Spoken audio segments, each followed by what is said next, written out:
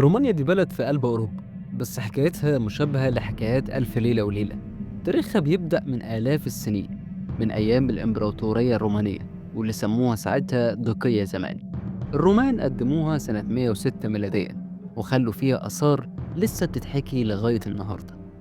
لكن الحكاية الأهم هي أسطورة دراكولا الحقيقية. إيه رأيك تعرف إن فلاد المخزوق أو فلاد تبيس، اللي ألهم شخصيات مصاصاء الدماء الشهيرة، كان أمير حقيقي حكم منطقة ترانسلفانيا في القرن ال15، وتسمى بالأسوة لدرجة إنه كان بيقتل أعدائه بالخوازيق، وده سبب تسميته.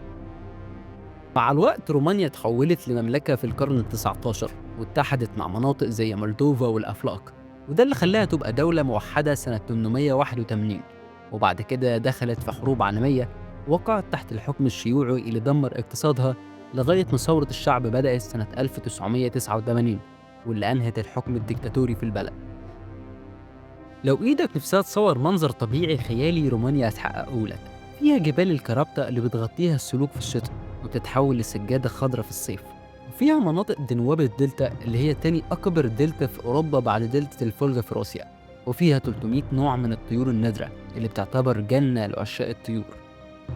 لكن الحاجة اللي هتبهرك أكتر هي الطرق الجبلية بتاعتها، زي طرق ترانس اللي بيتسمى بأجمل طريق في العالم. طوله 90 كيلومتر، وبيوصل لقمة جبل متعرجة ما بين السحاب والغيوم. وكمان فيها بحيرة سيكورتشي اللي بتختفي تماما كل سنة وتظهر تاني. رومانيا مشهورة بالقلعة اللي بتخليك تحس إنك داخل فيلم رعب أو فيلم رومانسي في نفس الوقت. أشهرها قلعة البران اللي تعرف باسم قلعة دراكولا، مع إن فلات بيس نفسه ما قعدش فيها كتير. القلعة دي مبنية على صخرة عالية، ودرجاتها السرية وغرفها مظلمة، وبتخلي أي حد يتخيل مصاصين الدماء وهم طايرين حواليه.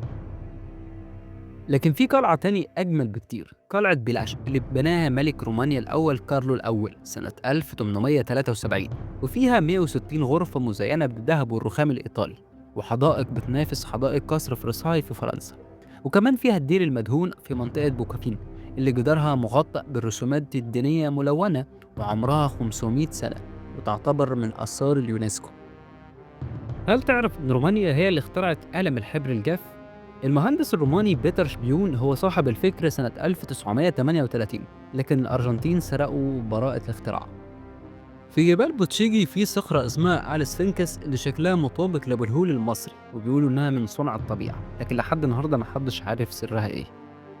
عدد سكان رومانيا دلوقتي حوالي 19 مليون نسمة، لكن في آخر 30 سنة عدد سكانها قل 4 مليون بسبب الهجرة. مساحة رومانيا 238 ألف كيلومتر مربع، يعني أكبر من بريطانيا.